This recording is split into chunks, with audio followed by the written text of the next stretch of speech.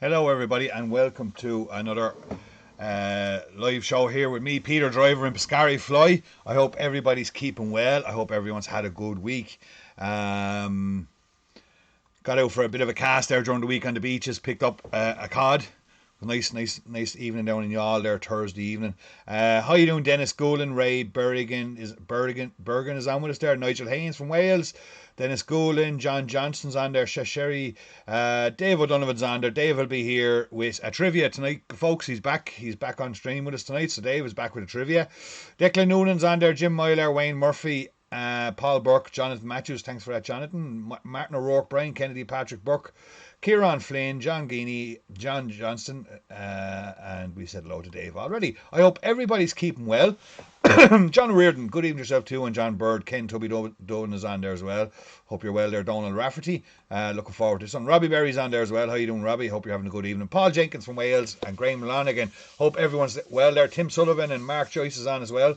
John Ditch, Adrian Codd, Graham from Sweden, and I hope everyone's keeping well and had a good week. All is good with me. I'm keeping well. First things first, folks, a little bit of housekeeping. I never got a chance to do the draw last week for last week's fly, so I did it a few moments ago. And our winner is Neil Walker. So, Neil, I will be in touch with you probably tomorrow at some stage, and I will get there. Damien Willis, how you doing? Garrett Core, Mike McGovern, good to have you on with us there. Ricky Croak is on there as well. How you doing, Ricky? But Neil Walker, I will get those flies off to you on Monday. I'll get your address off you. I'll give you a shout there tomorrow, Neil, and get them off. Well done. Congratulations. Don't forget, folks, you can win these flies tonight that we're tying tonight, and anyhow I would have done beforehand in practice. Good stuff, John. All you got to do is hit that share button, folks. Hit that share button or send in a comment. If anybody has any questions along the way, please do shoot them into us. Say, Dave is going to be along in a little bit with our trivia. I got a lovely selection of tippets and stuff to get you going. How you doing, Jordan Murta? I got a lovely selection of tippets and leaders and stuff. I'll show you them there after. There's in behind me there when I get a chance to reach around. Also, tonight we have Dennis Goulding on with us tonight. Dennis, as we all know, is an absolute avid fly angler. Probably one of the best in the country at lock style, bank fishing. He does a lot of river fishing as well, and other forms of fishing, which we'll be talking to Dennis about tonight as well. And tonight's all based around the Midland Lochs of Ireland. So we're looking at Loch Oul, Loch Lean, Loch Ennell, Loch Sheelan, all these Midland lakes. That's what we're chatting to Dennis about later on. How you doing, Kevin? Patrick McCarthy's on there as well. Fishing was slow in Adair Springs today for Robbie. You get days like that, Robbie. Richard Adams on there as well from County Wexford. How you doing, Richard? So Dennis Goulding's going to be along with a little while chatting with us, folks. How you doing, Glenn? From North Wales. So we'll be having a chat to Dennis for a little while. But what we're going to tie is a couple of patterns. So I was thinking, we could do we could do stimmies, we could do dabblers, we could do all sorts of things for these kind of Midland lakes that work out to be productive enough. So I've kind of narrowed it down to three patterns at the moment. I have four in my head. We'll see how we're going with time, because some of these take a bit of time. We'll see how we're going with time as we get near the end of it. But three very productive patterns that have stood the test of time and can be quite useful to have for some of those Midland locks, especially looking at I've more experience on Loch Oul and Loch Lean, a bit on Ennell and a little bit on Sheelan, but not much. I do tie quite a lot of flies for all those lakes, for a lot of our customers that fish those lakes. I have some patterns for those. Can't really put them up on the live stream if someone doesn't want them showed. So this is what I've kind of narrowed to, is these three flies. High growth. These three flies that you won't go wrong having these kind of three flies. And believe it or not, the three of them are really kind of point flies. Okay, if I'm up there pulling early in the season, these are going to be the flies that I'm going to have, I would consider to having on the point. Okay, tried and tested. So they have worked for us over the while. How you doing, Sorka? They have worked for us over the years and our customers. So how you doing, Brendan Spranan? Great stuff, Anthony Brady. So we're going to kick off anyway. This is the humongous, okay? You can't go wrong with the humongous. Fishing Loch Oul early season, fishing Lean, places like that early season, even up on Sheelan and then a humongous early season is something that putting up on the point. It's always got a chance. Okay, so what I'm going to do here is I'm going to start off. I've in here device here. I've got size 8 Kamazan B175, good strong big hook, and I'm going to start off by I'm going to start off by putting in on my eyes. Sometimes I put the eyes on early, and sometimes on this pattern. Hey, you doing, Peter? Good to have you over at shop earlier on, Peter. It was great to catch up for a few minutes. You wouldn't believe it, Peter. One of those puppies, the little puppy, the Springer pup I have, ended up in the vets this evening. Peter, how you doing, Simon? Absolutely, season open soon. One of the small Springer pup ended up in the vet. Someone pulled up into the yard and hit it with a car, Peter, and we had to take him to the vet. I think he's going to be okay, but yep. So we'll see. We'll know more tomorrow. But I think it's more shock than anything else. And she said the nervous system seems to be okay. She's going to do some more X-rays on him tomorrow, and hopefully he'll be home tomorrow. So yep. You were admiring my pup here earlier on, little Springer pup. So I'm going to leave the eyes for the minute for this one. Normally I do tend to put them on pretty early, but this one I'm going to leave for the moment. Okay. So I'm just starting off here with a bit of Glow Bright number 4. Okay. This is going to be an undercolor on this particular fly. Now for the tail of a humongous, you all know it's a fry pattern. It's thanks, Michael. It's a fry pattern and it can work quite well. You can do them in a whole range of colours. This one's really, really super effective. Okay, specifically on wool and lean. Okay, so what I got little here is a very soft piece of, you could call it barred marabou. Now you can use barred marabou for this, but sometimes I feel the kind of density of the marabou mightn't be quite as thick as this stuff. Okay, so where I'm getting this particular stuff from is from my saddle. Okay, so you can see I have a grizzle saddle here that is well used. Okay, and all this stuff down along the side here. Okay, this nice soft, you can see if I pluck one of them out here, just show you this one. This nice soft feather here from the side, okay? This is what I'm using for the tail of this one. It's quite dense, it's a bit denser than, say, your turkey marabou, so I don't have to put as much in. And the barring is really distinctive on it. Okay, some of the barred marabou stuff you buy, it mightn't be, how you doing, Cyril? It mightn't be, I know, Queen, poor little Queen, yeah, but hopefully be okay. So the barred marabou, sometimes it's not quite intense of barring as that particular feather. So if you got some old grizzle saddles, there is a good chance, and you can see I have a ton on this one here, of that nice soft hackle that can be used in tailing for this fly, or other little streamer flies and stuff like that. Okay, so I'm going to take one of these and I'm going to place it in there on the top of that hook. Now sometimes I'll double up on it. I'm going to see here now, will I double up on it? Yeah, maybe I will. Okay. Actually, you know what, I think it'll actually be too much. It'll be too much. So, line up your hackle. You want a bit of a tail on that to make sure it's got a bit of movement. You know, this is really for fish they're going to chase, and that tail is going to have a nice bit of movement on it. So once I'm happy with that sitting up there, I'll take away my waste. And it really is quite soft. I'll show you what that looks like wet once we get the fly completed. Okay, going to add a bit of silver wire in here. So this is the first of 3 flies tonight, folks. And hi to all our YouTubers that'll be watching YouTube tomorrow. This stream, as all other streams, will be up on YouTube tomorrow for anyone that misses or wants to go back on and watch it. Secure that in well. How you doing, Ted? Ted, where he's on with us there. Secure that in well, okay? That's our body. Now, what we're going to do is put on some dubbing here. How you doing, James, Cav? This is fine Sabaya dubbing, okay? Ultraviolet.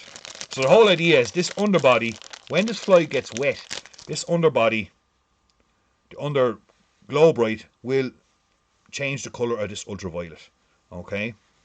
To kind of a fleshy pink colour. Alright, so we don't overdub it. When it flies wet after it gets a good pulling through the lake, through the water. So Jonathan Matthews, the draw works for the flies, is it, Jonathan? I basically, well, I'm not taking enough. Deirdre, my wife, when she gets a chance during the week, she will go on and look at all the comments and shares. She'll put it into Comment Finder and she'll put in the link of the video, and whoever is drawn out will receive the flies from each night's show. Okay. So you can see already that you can't really see it. I can see it. The camera's not quite picking it up as good, but there is you can see the undercolor of that. You can see the undercolor of that Glow Bright coming through the ultraviolet. Okay, it makes for a very interesting body. Use that also for some stimulator patterns and stuff as well. It's really good for Lockwool. Okay, put away our stuff that we don't need. Try to keep this place a little bit tidier this evening, as we got a lot of stuff to do. Okay, now I'm going to add in my Kevlar. Secured up there at the head of that fly. And now I'm going to put on my eyes. Okay, so I just got bead chain, silver bead chain basically. And I'm going to add them in up there now. Lash them on, figure of 8 them around.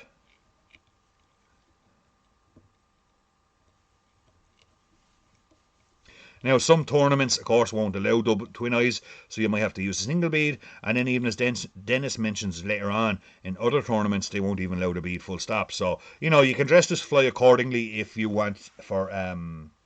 Thanks, John, and appreciate the share. Always appreciate the sharing, folks, in the comments. So, what I got here now is a grizzle hackle. I'll tie in a little bit of grizzle there. If I was on all early season, where I have most of my experience for early season fishing on lock style, I would be probably fishing this on a die 3, die 5 sweep. And I'm going to rib that down quite intensely enough.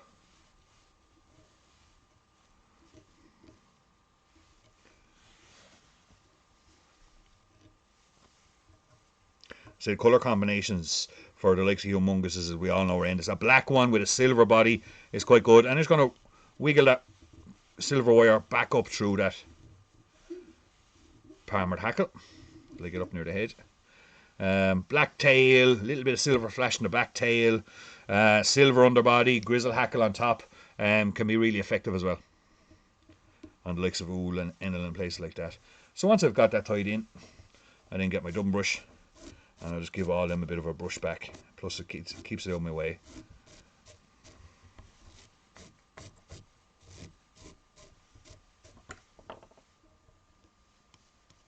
Now, actually, I did miss one little stage there. I'm not surprised someone picked me up on it. I didn't glue in my eyes. Okay, I'm looking for my Zappa gap here now. So normally once I've tied in those eyes, I will turn up the underside and I'll put a little bit of Zappa gap in there. And I still have enough room just to get it in there. Helps set those eyes, stop them twisting around on you. Okay, we're going to put a little beard on this fly. So we got a little bit of... This is metallic dubbing. Red metallic dubbing. And turn the fly upside down.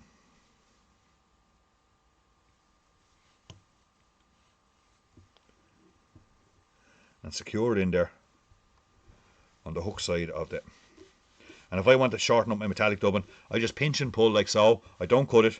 Just pinch and pull it, tease it out a bit, shorten it up by just like so.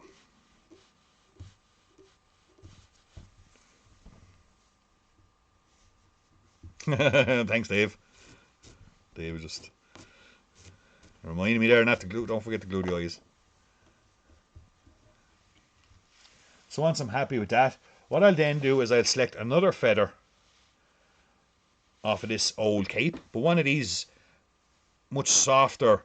This is a saddle, of course, as you remember, so it's a cock saddle, but at the back end of it you do get all this quite soft, much softer hackles, and I'll go for one of these large long ones, and we're just going to put a turn or two up there at the head just to give a bit of density to that. Dylan, no, I've used similar stuff, Dylan, on rivers.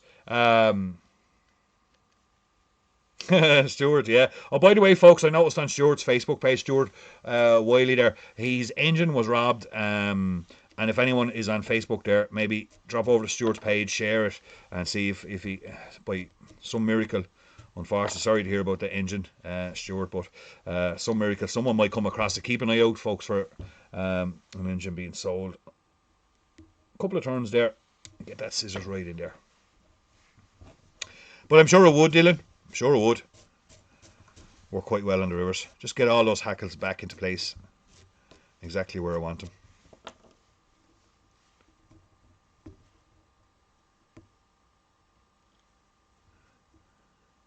Just getting that thread to secure them in.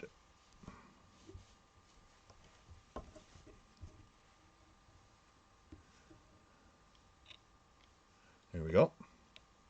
You can bring the thread up to the front eye of the hook now if you wish. Sometimes I might put another little bit of dubbing on that thread and bring it in around the eyes and stuff. No problem, Stuart, and keep my eyes peeled. And I think I shared it earlier on. I'll share it again on the business page. But if anyone's on there, folks, share it around so we can see if we can give Stuart a hand to getting that engine back. You wouldn't know. We might get lucky. But sometimes I put a small little bit of red dubbing on that. Sometimes I can put a little bit of floss, globe right in there to give that head a real, focal point for the trout to attack. But I also tie it quite the way it is. I like it that, without that real bright or extra bit of dubbing or anything in around the head. Whip finished it off. Put another little bit of Zap-A-Gap there, or a little bit of varnish. I'll use the hen's varnish or the Tommy Fly varnish because it has that handy needle and it's the little drops, and you can just drop in your little bit of lacquer there right in where it needs to be. Something like that could be handy, John. All right, and there you have it. That is a humongous grizzle and kind of grizzle humongous. Really, really nice fly. Very effective on the early season locks, especially the midland lakes, like Ool and Lean. You can tie that in olive formations. They'll take it for a damsel and stuff like that. It's not massively big. It's tied on a size 8. You can see how her tail is nice. It has that nice dark, and you can see the red underbeard coming through there as well. You can see a bit of that. Once that really gets wet and that body gets wet, it's just amazing the colour that comes out of that body. Hey, Dick Croak.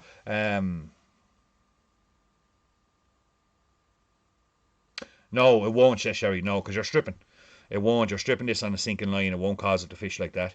Not when you're stripping on a line. It'll fish exactly as it looks. So there we have it, folks. Really good early season streamer pattern that would be worth pulling through some of those midland lakes of Ireland. Great lakes we have in Ireland. We've got so many. An awful lot.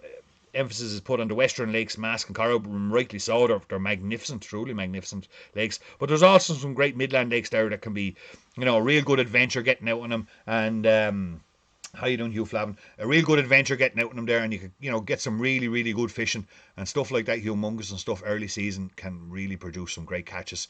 Really good point fly, has worked for a long time for us and a lot of our customers and stuff. So one worth checking. That's going into the tub there. How you doing, Frank Long is on with us there. That's going into the tub there, folks. Don't forget you can win that. I've used similar stuff, Kevin, on the river. I have used similar stuff on the river, and I've caught with humongouses. And myself and Richard, all of them were out in Iceland earlier, or last year. We were out in Iceland and we did well on humongouses out there as well, and olive humongous. Lots of colour combinations you can do with that, and well worth exploring that pattern and fishing on some of the midland lakes. But before we go any further, I got two lovely more flies coming up for the midland lakes. Before we do, we're going to head over and have a chat with Dennis. I think it's important to get talking to Dennis early. It was a brilliant interview with Dennis. I watched it there again earlier on, and fantastic interview, and thanks a million, Dennis, for coming on and having a bit of a chat with us. Great people, the likes of Dennis, with their experience and wealth of knowledge in loch style and river fishing and bank fishing, would agree to come on. Dennis did a great podcast there a few weeks on Ireland on the Fly. Well worth going back, having a listen to folks about bank style fishing and stuff like that. But we had a good chat with Dennis about the Midland Lakes, his competition fishing, bit of history on Dennis, and really was a great chat. So I'm going to leave you with Dennis for a few minutes, folks, and I'll be back with two more great patterns after that. So stay tuned and see you all real soon.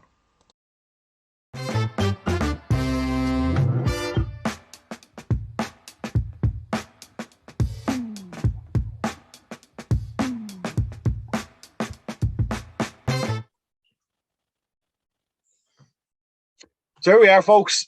The one and only Mr. Dennis Goulin has agreed to come on and have a little bit of a chat with us here, and it's great to have Dennis on the show. Dennis, you're very welcome to the show. And thanks very much for giving your time. No bother, Peter. Any time at all. How was the winter treating you? It's been tough. It's been icy. Yeah, we fished the winter leagues, the AWOL, and that's we had to call one off so far. So we fished our third one there last Sunday in the Dare. Right. It was patchy enough, but like 3 12s were 4th, 2nd, and 3rd, and then an 11 and an 8. So it was good. It was good. It was hard fishing though. It was hard. A lot of places around would be kind of getting tough this time of the year, especially with that kind of ice and cold, would they? Yeah, well, a lot of the fisheries will get fished very hard at the weekends, and Unfortunately, we fish on a Sunday. If we fished on a Saturday, we'd have better results. Right, So I get you. most Yeah, of the yeah. lakes will be flogged on a Saturday. Right. And how was it hotting up in AWOL this year? Is there a bit of a race to the finish, or is anyone running away with it, or what's the last couple of legs looking like? So we have 2 legs left, which is down in Leash with Enda and Jono. So as you know, I like fishing down there, as I do in Ned's. But we have Sean Maris on 26 pints, and I'm just behind them. I think there's a gap of about 7 or 6 pints after that. So okay, two legs left, and like there's probably 4 or 5 people that could do it now. Awesome. So it's as always, I'm in there in the hunt. But hopefully the last hurdle won't fall over again this year. Sure, look at that's fishing then, isn't it? That's bank fishing. Like it can be, you know what I mean? You can do all the work, you can do all the prep as you know your way yourself, and sometimes it just hands you a kick in the ass, isn't it? No, it's pegs. It's all peggy. Yeah. Every water is peggy. I do a lot of course fishing, as you know, and it's hand in hand with the fly fishing. Right. And a course match, if you don't get the right area, now you sit there for the day, you don't move. But it's similar. We do a rotation. So we have 7 pegs, 45 minutes each. You don't get that right rotation. Yeah. Oh, I know. I've experienced that. I was part of the AWOL for a good few years as well, and I know. Well, at least that was my excuse anyway, Dennis, for all those years of not doing well. I had that excuse, wrong peg, lads, very wrong pegs. Like, even though the lad was coming behind me or the lad was going in front of me, probably won it. Like, fishing the same pegs, but I said, nah, wrong pegs, lads, wrong pegs. It's very hard to actually win when you're following good anglers. If you know what I mean. And that's the one thing about AWOL. AWOL, they're all good anglers. You know what I mean? That's the thing. Like, remember we started AWOL first a good few years ago. Like that group of anglers that were there even at start, some of them have left it and come back or whatever else, myself included. But like AWOL brought us all on so much. Like it was unbelievable. Like how much only for Alan making that group. We wouldn't have what we have, and we wouldn't have the talent with an AWOL. I totally agree. Yeah. It's at the pushing lads, right to the top of the game. Oh yeah. And it keeps your hand in for the lakes during the winter in the river. Absolutely. Every year you learn, and that's what I love about the fisheries. You learn. Even a newbie would be fishing on his own, and he'd be coming in, and he'd be doing this, that, and you'd be looking at him going, "He's getting fish. I've never seen that before." And you learn. Yeah. It's good. I really enjoy it. Yeah, it's a great league, and I had to give it a break this year, just the way circumstances were. But we'll see how it goes down the road. Might make a return. We'll see how it goes. And see, the thing is, you got to get time to practice too. That's what was killing me a bit last year as well. The last couple of seasons, not getting the time to practice. And some of the fishing time. It's 2.5 hours for me to get to there. Yeah, well, right, and then like you're leaving in traffic, and you're coming home in traffic, and it's very far. It's a long way down. Yeah, and then in the winter the roads are icy, and I fish midweek, as you know, and it's very hard to get somebody to come with you, and something happens, you're stuck. So I try my best to do it. Like I'll go down and peg it. Like Ned will peg it for me normally, but most of the fisheries that we go to, I would peg it now. Right. But yeah. Oh, thanks very much for sponsoring one of the prizes. Very welcome. Always really glad to help out the group. Always glad to help out the group, or any clubs that are looking for something. It's always good to help them out, give a little bit back. So just before we get into kind of the whole topic of tonight, talking about some Midland lock style stuff and stuff, then just a little bit about, I'm kind of curious now, how did you start off then? I listened to your podcast there recently on Ireland and Fly. It was a great interview. But I was kind of curious after, how did fishing all come about for you? Well, my dad, Sean Goulding, he showed me all I know. Like, I mean, I started probably fly fishing down your neck of the country at about the age of 5. Wow. And then I was fishing minnow on a fly rod. I wasn't allowed to have a spinning rod. Like, I graduated from a spinning rod to a fly rod, and a fly rod with a minnow underneath a bush. And I remember sitting there, and hailstones lashing down on the opening of the day, and the waterfalls coming out of the bank, and the memories I have fishing with Dad are great. Like, I mean, Yeah, we they're fished priceless. everywhere, and we've traveled as well. So, I mean, Yeah, you've that's done a where it fair started. bit of traveling. You've done, but just for the viewers as well, fly fishing is not your only love of fishing. Like, you know, you're open to all. You know, you said earlier on there you do some course fishing and stuff like that. Like myself, I do a bit of sea angling and all that, and it's great Yeah. for anglers, you know, to get out and try different types of It- fishing, isn't there? Because we've yeah. got so much around the country. Yeah, it lends every discipline. Just bits of that will help you in other disciplines. I agree. I totally agree. Yeah. And all around rounded anglers, I call them, like a fly angler, a pike angler, and whether he lures dead baits, a course angler, match angler, carp angler, big carp angler. Like, I do all that. I even jig for perch in the winter. Like, I throw, I like, I mean, I just do it all. Like, I mean, You just I'd love fish in fishing. the sink. Mm. I'd fish in the sink. But everything lends itself into each other. Like, I mean, I used to go to France every year, you know, and fish are big fish. Now I've got them up to 60 pounds. That was when 60-pound carp were big carp. Right. Nowadays, a 60-pound carp is, yeah, it's okay. Yeah. But at the time, it was the biggest carp ever recorded by an Irishman. So, Wow. you know, we used to go at times here, nobody would go. We go just as they wake up at the heaviest weights. Right. And we fish for them. And you might get 3 bites for 10 days. Now, this is 24 hours on the bank, 24/7. Yeah. You might take a break 3 hours one day and 3 hours another day. You leave your bivvy and off you go and have something to eat somewhere, you know. Jeez, right. But like, it's the same as the big pike in Ireland. Like, as you know, I used to guide for pike, and you know, we bivvy as well. And the winter, myself and Donald Kelly, we've had some big pike. You know, I just love fishing, and my dad brought me into it. He showed me all the ins and outs. It showed me how to tie flies, and Brilliant. as you know, tying flies is a passion in itself. Like, Yeah, I mean, 100%. Yeah. Some people I've taught don't even fish, but they love tying flies. Yeah. I've always said if I had to choose between tying flies and fishing, I'd have no problem choosing the flies. I love tying flies. Yeah, absolutely love it. I do love fishing, don't get me wrong, but if I had to choose, if the wife said to me, you have to choose one or the other, it'd probably be I could do without the fishing, but I could never do without the fly tying. I just love it. Addicted to it, yeah. So last year you picked up some good results there, Dennis. I do follow you there regularly. You picked up the Brown Bowl. Yeah. A dream. Anyone know what's the Brown Bowl? Brown Bowl is the top rod in the Four Nations, in the ITFFA Four Nations International. So England, Ireland, Scotland, and Wales have 40-man teams to go out in the loch, fish for 8 hours, and the people with the biggest bag or biggest measurement or the biggest weight fish wins. Wow! So Ireland took the team gold, and you took up the Brown Bowl, which is top individual. Top individual, top Irish rod, top individual. On a day that you wouldn't put your cat out. I'm telling you. I think my boatman's propeller, well, there was nothing left of it coming in.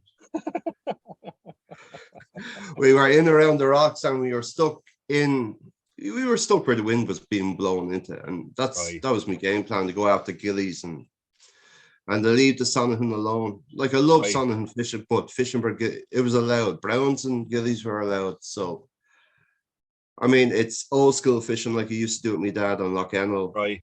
Down the Corrib, in around the rocks, bouncing the boat off the rocks. Bouncing, yeah. And then, like, just pulling the stone, you see this big golden fish or small golden fish come up and take your flight. Like, fabulous, yeah. You know, it's there's nothing in the world like it, yeah. You know, wow, that was a great result. You must have been chuffed with that one. Oh yeah, it's a dream come true. Like, I mean, that was my 8th Irish cap, and it was a dream come true. Yeah. And but following that, like, I mean, I used to coach the youths for 11 years. That's right, the Irish youth team, and Noel asked me to come back this year. It was about 3 weeks before we went to Lochlean, where the international was on, and we won gold as well. That's right, yeah. Fantastic. That's equally as important to me Yeah. as the senior one, because it's to get the kids involved. Yeah. Now we won it You're by spot one. on. Yeah. You're absolutely spot on. Yeah. Yeah, and it's so important. Like, I mean, yeah, the seniors won. Now, to be honest with you, we won 3 in the last. So we have a Spring and Autumn International, right? So we've actually won 3 out of the last 6 matches. Wow. Which is unheard of. Like, yeah, that's really good. That's from that show. And do you think, Dennis, that's coming because of the work that was put into the youths at the young? Like, are some of the young lads coming up from years a decade ago? Are they coming through to the team now, or what? Or do you think it's just the caliber of angler in Ireland has just advanced so much? You know what it is? It's experience. Right. The teams that win these matches away and at home have the experience. They know how to fish a match. They don't get as nervous as they used to. We have the rainbows. Like, we won on Mask, we won on Menteith, and that was the first time in 16 years we won a away match. We won an actual away match 16 years or 18 years. I can't remember. Yeah. But we had that one, and then we had Melbourne. Like, I mean, it's boatmen as well when we're on home matches. It's the local anglers helping us out. Of course. Like, yeah. We had a great fly tire with us this year. Jackie Mann, you know him well. Master Jackie, one of the best. Yeah. He did everything. He gillied that day and knitted that night. Like, I mean, he tied so many flies for us, but they were perfect. Yeah. But it's a combination of it all. Michael Monaghan, our manager, is also, he's a huge part of playing it. Like, I mean, he does whatever needs to be done, and there's no messing. It's all it's done. Teamwork, Dennis. What you're telling me, it's teamwork. And that's so important. Is having cooperation, having everyone singing on the same hymn sheet, and everyone doing their job right. Like, it is in a way. It's not as knitted together as well as I would like it to be. Okay. You still have lads, lone guns. They want to get what they want. How many is on a team again, Dennis? Did you say 14? 14. So we have 14 men. Like, it's hard to get 14 men to work together. Yeah, absolutely. What to do? Yeah. So and they're scattered from all over the country. How do you qualify for ITFA again? How does that qualification system work? So in Leinster, in our province, you fished a few of them yourself. Well, we have. Yeah, you have. Yeah. We fish a national qualifier in Leinster, and then we fish an interprovincial qualifier in Leinster. Okay. Right. So we qualify for, if we get through in them, so you have 14, you have 18 in one, and you have 30 in the other one.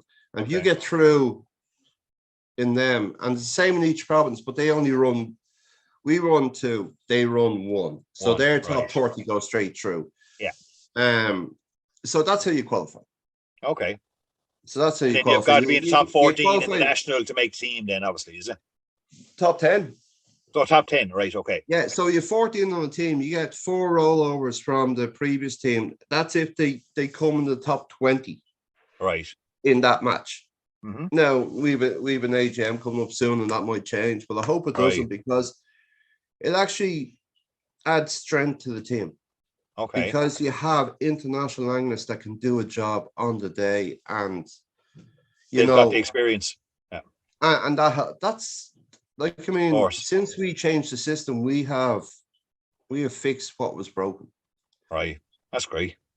And it seems to be working, but yourself, people don't agree, especially in fishing. Always going to get that, Dennis, no matter what you do, I hope it's not going to change. If it does change, we mightn't see another medal for a while. But but as things are going, it's great. Yeah. No for our youth is bringing them on. It's superb at the moment. It's great. This year was great.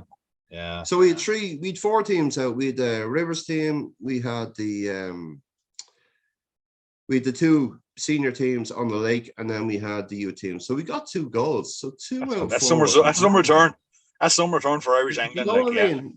Like, I'm PRO at the ITFA, and for me to actually say we won 2 out of 4. Yeah. It makes all the work worthwhile. Absolutely. Yeah. And especially for the Absolutely. the faces on the kids when they won. It's just, And sets them up now for the next 20, 30 years of their fly fishing career. You know, but they sets but them they up. make friends. They make Yeah, friends in the fishing world and get to know yeah, people. It's great. yeah. It's wonderful. It's fantastic. So where are you off to next? I think is it somewhere we're reading somewhere dry coat in 20 this No, year, is it? so Draycott is the Spring International. I won't be on Right. that one. I am going to Menteith again. Okay. No, When's that on? Menteith is in September. So Okay. it's going to be wash and line, static, Right. nymphs, dries. You won't be pulling. No. Guaranteed you won't be pulling. If you pull that line, no fish is going to take it. And they're stockfish all in teeth, are they? They are stockfish, but they Right. get fairly battered. Like, Wintered. I mean, yeah, like what happens on that lake is that the Scots use it as one of their main qualifying lakes. Right. So you have national club finals, you have club finals, you have. All right. So they get a good roasting. Oh, sure. Look, the fish are never left alone on that lake. How big is it, Now, Dennis? oh God, it's probably half the size of Lockhill, maybe a little less. All right. It's a good size, right? Yeah, yeah. It's not really. Like, I mean, we'd fly around it. Like, we're used to going to the Corrib and Mask and Con Yeah. and fishing bays the size of Menteith. Right. Do you know what I mean? It's just a different depths, and finding, you know yourself, finding trout that aren't feeding is hard. Yes. And some days they don't feed. And is it all about the depth, Dennis? How much emphasis when you're competition fishing are you putting on getting that depth right? 100. That's it. 99.9%. Right. The depth is so important. Your depth and your retrieve. Okay. They would be 99.9% of my fishing. And then after that, it would be flies. Right, okay. You can catch on anything if you're in the right depth. Like, they will Yeah. take whatever you want, but they might take other stuff better. You know what I mean? Yeah. I know what you mean, yeah. And like, I mean, we have no lakes in Ireland that replicate Menteith, Rutland, Grafton. Yeah, I heard you mention that on the podcast all right the other day. Yeah, Lochleen would be our nearest, really, wouldn't it? They're only silver coloured brownies. They're just with a big pink stripe down the brownie, because they're top the water feeders, top 2 feet. They don't act like rainbows. When you get pulled in, yeah, that's fair enough. But you can't go out there and pull blobs and get 40 fish. Okay. You can. Why is that, Dennis? Why do you think that is? There's so much food in that lake. Okay. And all they have to do is swim the top 2 foot. They're picking up buzzers from March right through to the end of the year. There will be some sort of buzzer hatching. And then you have, your snails. Yeah, snails are a big thing up there, aren't they? Yeah, and we have huge hatches of duckfly and greyboy on it. The same on, like, Sheelan's another one that has huge hatches. Yeah. But them fish hug the bottom. Yeah, like, same general fish, they hug the bottom. But Lochleen is top of the water fishing. If I was going out in Lochleen, you told me to pull up one line, one fly, I'd have a floating line on, and I'd have a little bits on the 16. Yeah. No matter what time of the year, and I'll get fish. Right. That's what sort of lake it is. Right. It's just top of the water. Like, you can go down and catch on other things, but you won't beat dries. Is there any wild fish in Lochleen? Yeah. All right. Wild trout. They actually breed in the shore of the lake. Oh wow. We get little small ones, 8-9 inches every year. Right. Perfectly formed. There are some in it. Lochleen has only come to my attention in the last 15 years. Yeah. 20 years. Like, I mean, I got my second cap on it way back when, like when dinosaurs roamed the earth. Like, but that was full of brownies back then, and it was somewhere it wasn't on the radar. And then all of a sudden, I heard there was rainbows and it went down. And Tommy Fagan and the association have done wonders with that lake.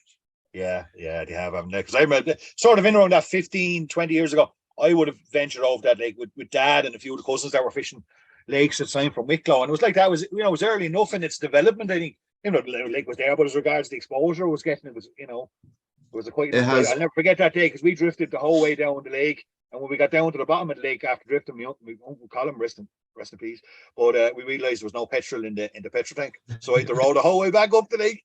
It was it was a That's nice what you row. do. Sure, it was great. That's a memory you've always have, and Yeah, it's absolutely. fishing makes it for you.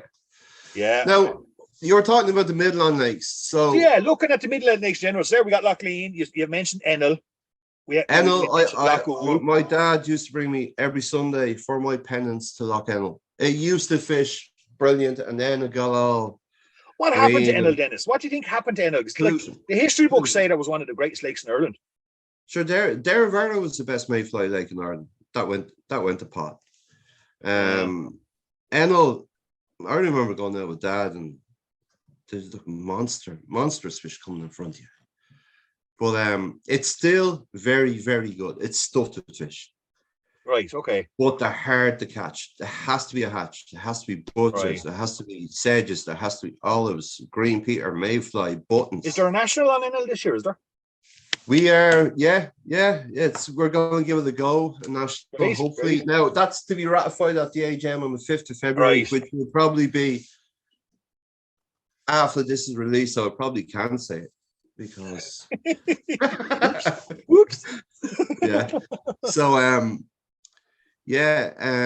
fished Enel a few times. It's an intriguing lake. I try a lot of flights for the lads of Midlands, and you hear a lot of stories about Enel and the trout that are in it. There is big trout there, but they can be very difficult to catch. They are probably the hardest fish I've ever come across.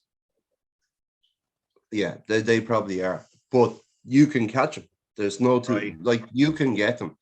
I've had plenty of big fish out of it. Now, nothing in the scale or size of Sheelan, but Sheelan's different. Just a different animal, isn't it?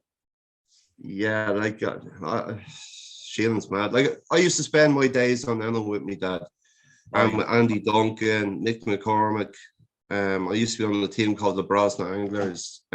We fished all over in Rutland and all them big competitions, but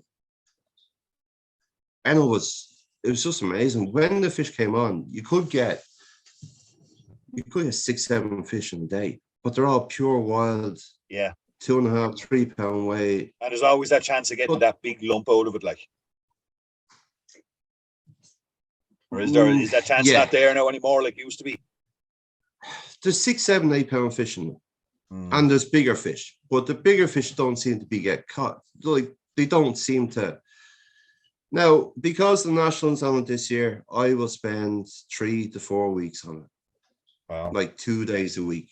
And I will put the work in. And I will get back to the days where I love to hate Loch Enel. Do you know what I mean? like until you get that flick of the switch where you're on something, that lake will drive you to drink like.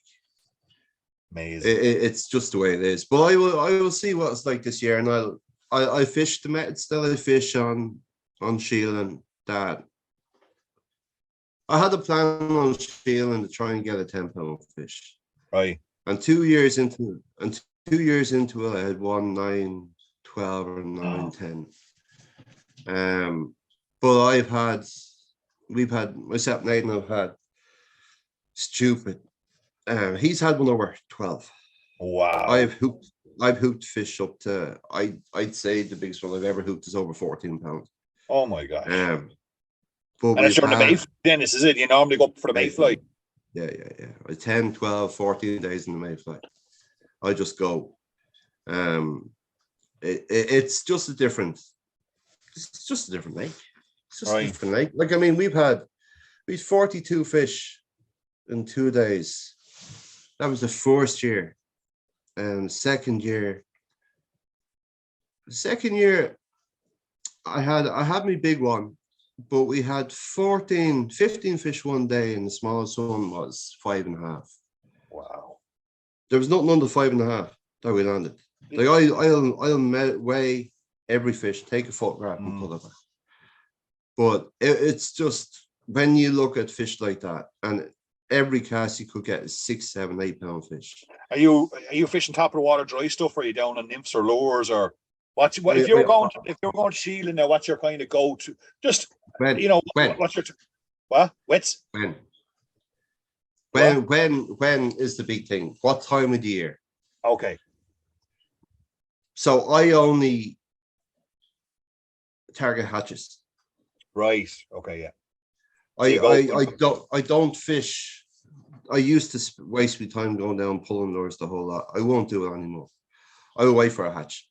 That's good. That's really good friend watching. That's kind of thinking of getting it on these lakes, something like that. Wait for hatch and get the information, and obviously it makes sense rather than just do what I do. All the information. Go on a day, and next thing you're pulling all day.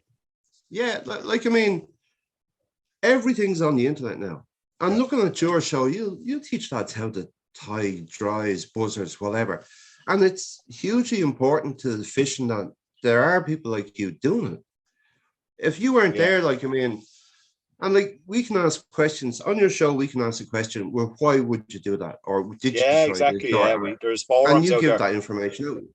Same as Ireland, the podcasts and all that, Ireland on the Fly in those podcasts. Yeah, Tom Sullivan, Tom and the lads, it's great to have it. Like back in the day, we had nothing. It was, know, I used to type. As you say, you turn up and you pull wets, so you pull lures and you.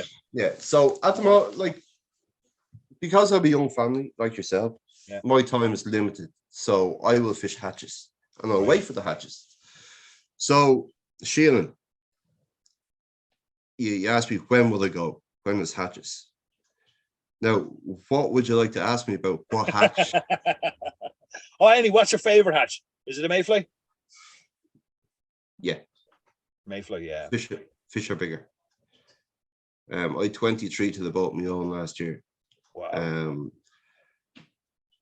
It's no, sorry, not last year, the year before. Last year was a washout because of the wind. The wind just did it. I want flat cam. What conditions? Right. What conditions do you look for? Flat cam. Flat cam, bright sunshine. Oh Jesus, right. Nobody will be out in the lake. Yeah, you've it all yourself. I do be pushing the boat out at 6:30 in the morning. And this could be 7, 8 days in a row. Wow. And I will travel the lake and find the first couple of mayfly hatching. Right. Let the boat sit, throw the dry out, where the fish is after rising, 2 foot from the shore, and you just come up and suck it down. Go away. I won't see a boat till 11 o'clock. Yeah. What a time! What a time to be that hour of the morning and nice. And that to me is even going out. Like because I do so many days and I have to sleep. So you know yourself. I'd rather be out earlier and come in. Like some days I don't even look for a spent. Yeah. Spent should come out 4 or 5 o'clock in the day anyway if conditions are right. And you will hook some big fish, but the biggest fish of all will be early in the morning. And the first 6 days of the hatch. Okay. The 4-6 days of the hatch, when they come off the leeches and start eating the mayfly nymphs properly, you'll get the big boys and the big girls. And your telltale sign, you're watching out for rising fish, Dennis, is it? You're kind of watching for rising fish. No, is there locations on the lake that specifically those big fish are haunted? Drop-offs. They're always going to be on the drop-off. So all I'm looking for, I'm not looking for fish rising. I'm looking for a hatch and fly. Okay. No, a hatch and fly. So I see a fly pop. Yeah. I'll sit there in the boat and wait 5 minutes. If nothing happens, I'll start driving. Like I've done a lap of the lake before I even cast a fly, just to find them.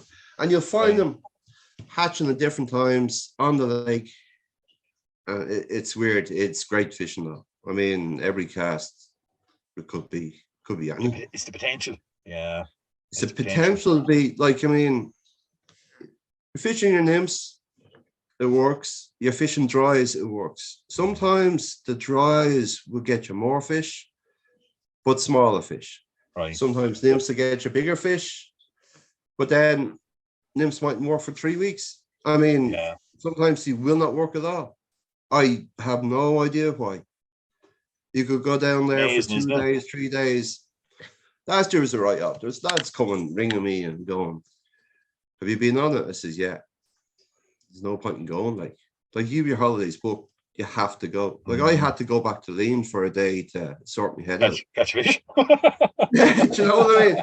I was out there for 2 hours and I had 16 fish and I went, oh Jesus. But that's what you do. You go to these lakes to fish for big fish.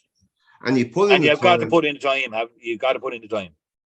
Have to put the time in. It's Enel and Sheelan. They're probably the two. Like there where I don't fish. Like my dad fished way back when, but I don't fish. Right. Now, Ool. Yeah, a lot cool. Ool, I fished that 7 days a week during the peak there at one stage. Right. It was the best fishery for dries you could imagine. Yeah, but then in 2010, I went away to America. And in 2012, 2013, that season, the whole lake had changed. Why is that? They put triplides into it. Okay. Browns. So it went from a free rising lake to a lake where you're now pulling. And it is all pulling. It's all pulling and not cool, isn't it? Except in the Peter and the olives. Right. I will nymph them in the Peter and I'll nymph them in the olives and I'll get more fish than people pulling. But that's because, well, the nymphing is because we used to do it on the corner. And we know we have patterns that work or whatever. But like you can throw them out and leave them there and the line just shoot away. And when you're nymphing, you like a buzzer kind of floating line fishing from the top down, or do you nymph with a sinking line and put it down deep? I won't go deep. I won't go deep. The deepest line will I go is probably a 12-foot tip, but the Fario, the buzzer line is probably the best one. Yeah. And So you're just keeping in touch with that nymph. Are you stripping it, or what way do you fish it? No. Keep in touch. Just keep in touch. Bare figure eight. But like, I mean, you might have, on some days, you might have a booby on. Yeah. Some days you don't. Some days you might have two boobies on. Yeah. You might have a dry and two nymphs. It can be anything, but like, it's very good, right? Okay. So there's your olives. It can be like the olive fishing can be amazing on it. Like the whole lake is covered with them. Yeah, I've seen a lot of its olives, and it was spectacular that year. And not one fish rising at times. And you just go below the waves and just hold on to it and it gets pulled. Well, it's very hard to do it in the competition because if you go pulling, you'll get your 5, 6, 7 trout, and that will make your team instead of. Yeah. It takes the joy out of it sometimes, but yeah, the Peter and then the duck fly Peter and the olives. The only time you fish dries in that lake now. Where I used to fish dries all the time. Now, when I say all the time, I mean all the time. 3 hoppers, you could go from the Italian's house to the bull ring. Straight across that lake. I did it in one qualifier and I had 14 fish going across. Wow. And I did 1.5 drifts for the whole day. My gosh. But you met fish all the way. And you were putting 10, 15, 20 fish back because there were small fish in the lake as well. Yeah. If you get a fish now, he's normally 1.5 pounds, 2 pounds. Yeah. But they're savage fish. And they grow huge. Like some of the biggest trout. There's no massive trout in that lake. Yeah. 8, 9, 10, 12 pound fish being caught. But to be honest with you, they're being caught on big stuff. And I don't target. I'm a competition angler. Yeah, like myself. I have to go by the rules. In ITFFA, I can't use beads. Taffy can. I can. Yeah. Yeah, we're allowed to fish. We're allowed to fish a single bead in the taffy competitions. But you're not in ITFFA. You've no beads allowed. No, and we have to have like a size 10 is the biggest two. Oh, okay, right, yeah. So, even if you were going to fish nymphs, mayfly nymphs, they're much bigger. If you're going to fish, mayfly nymphs could be. How big would you tie a mayfly nymph, Dennis? If you were tying one for Sheelan, how long would it be? 6 inches or 7 inches? They're big. Now there's no weight yeah. but they're big boys. Like, I mean, I couldn't fish them in our rules. Same as the minkies. course, and yeah. stuff like that. Like I'd love, like I mean, I think the last day of the season, myself and my dad fished together, which I love doing. I try and fish with him the last day or a couple of times during the year. And I pull on a dive 5, and there was a nice ripple on it. And I took out 2 bloody big humonguses, a white and a black one. And I pulled them and hung them, and the fish just bounced off them all day. Yeah. Yeah. Now, it took us about 2 hours, like Brendan Murray said, yeah, they're over here. And we went, but we can't fish stuff like that. I'd love to be able to target big fishing competitions because you're there for 8 hours. Yeah, yeah. You're bound to get 3, 4, 5 pulls off the big boys, but we can't do it. Like it's a shame, but they're the rules, and you have to go by the rules. They're the rules, and Lough is a bit like that. Do you find Lough can be a bit shoaly? That if you find a shoal, you're going to meet fish. If you're not on the shoal, you find the shoal up a lot on Lough. They do shoal, but big thing on Lough, I shouldn't say this. The big thing on Lough is finding space. What do you mean find space? Finding space. Never drift behind the boat. Never, ever drift behind the boat. Ever. Right. Never drift behind the boat. Look for the gaps. Okay. Like, look for the gap, get yourself in the gap. Because you think once that boat goes over, those fish aren't going to come back up behind them, like? If they will, yeah, like, I mean, yeah, you can keep going back over a shoal. Bang, bang, bang, bang. Eventually they go down, you go down after them, dive 3, dive 5, and then follow them back up again. But on a hard day, if you find the gaps, you get more fish. It's simple. Like, I mean, even if a boat races up through it, right? And all the boats, he sees a gap and he goes up through it. I just put the boat into that gap. Right. There's nobody fishing that for another 400 or 500 yards. Yeah. And all the other boats are fishing on top of each other. And you're going, no. So find the gaps. There you have it, folks. That's a great tip there from Dennis Golan out Lough. If anyone ventures out, the best time of the year, I suppose, in Lough then as well is your typical. You said buzzer hatches to get duck fly hatched, olives and stuff like that. The olives end of the year is great. The olives in around May is also good. Yeah, you can fish Lough. The time I like, the easiest time to fish Lough, for want of a better word, is the back end. Okay. So you're looking August when you get these nice balmy warm days with a good wind, overcast, a bit of rain, all the way to the end of it. You'll catch fish. Yeah. On most trips. Yeah. You go down by the Kettle or up by Sedora or, down by Ladies or even up the Bull Ring and down up further to the Captains. You will meet fish on nearly every drift. And there's plenty of fish in the lake. Like, Lough. Oh, geez. Lough, like, if you see that, I've been lucky enough to see it a few times. It's probably one of the Midland lakes I fished the most because Taffy hold their competition there and stuff. And it's probably the closest to me here in Kenny, even though it's nearly 2 hours away, but it's still our closest lake. When you see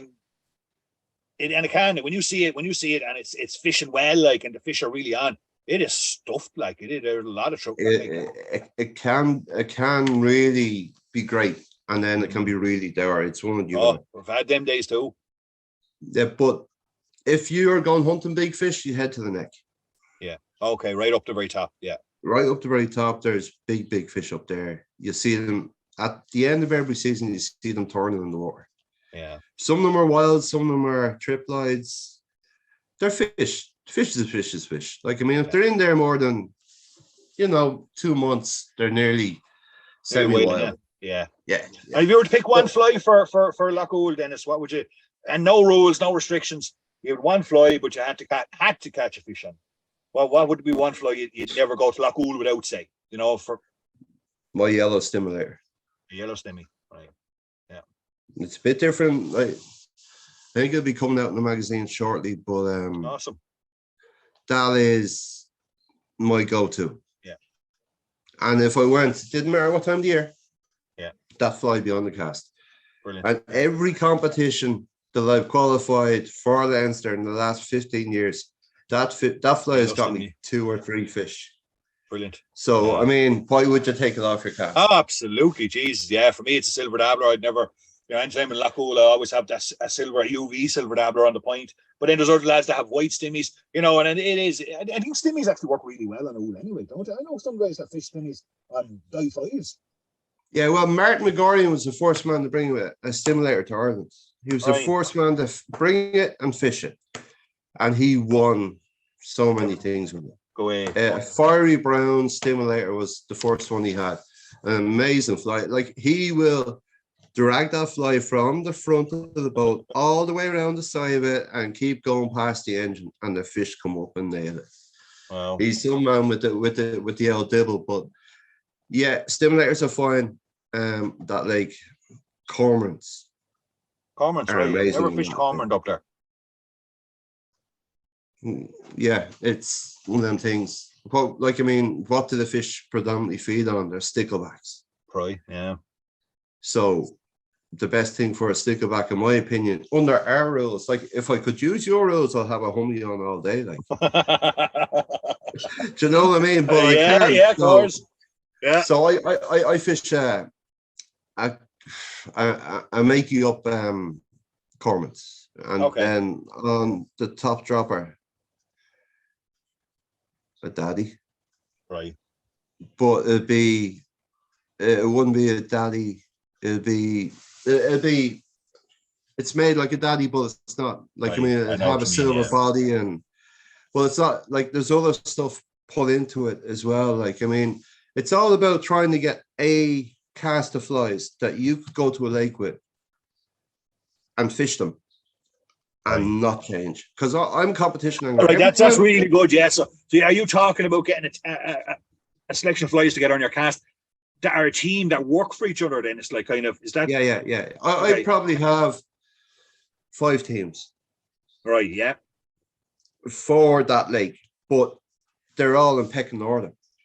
Okay. You know what I mean? Like that, the cast I just told you, I will fish that every day I go on that lake. Right.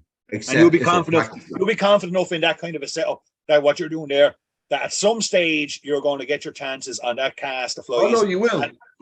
You will hit fish. You will get fish. With them flies, you will get them. Yeah. It's just how many. And if you meet them quick enough. Do you know what I mean? Yeah. But on other days, say if the olives are up, you have to go slightly different. If and it's big windy wave, you have to go slightly different. If it's flat calm, you have to go slightly different again.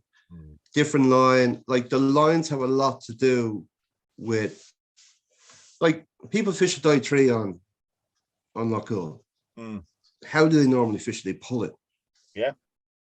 I'll twiddle it. Slowly. I'll twiddle it in a big wave, and they're all to get pulled out of your hand. Oh yeah.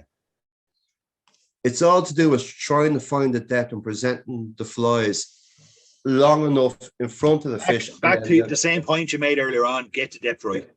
Yeah, get the depth right and keep them there. Keep them in that. It's very hard to do.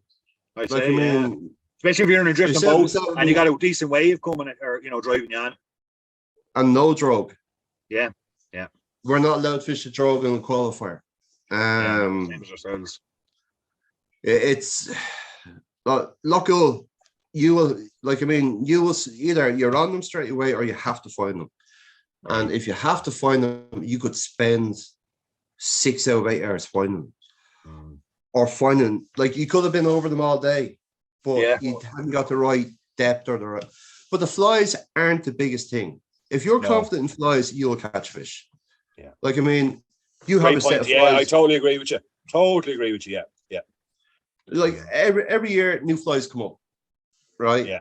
And UV and Mirage. Oh, sure. Wait to tell you, it's unbelievable. Ice Bright and this new bag of stuff. And this new bag of stuff. And you're going, like, I mean, I have so much stuff now. It's I could probably fill a quarter of your shop, with just the fly tying stuff I have.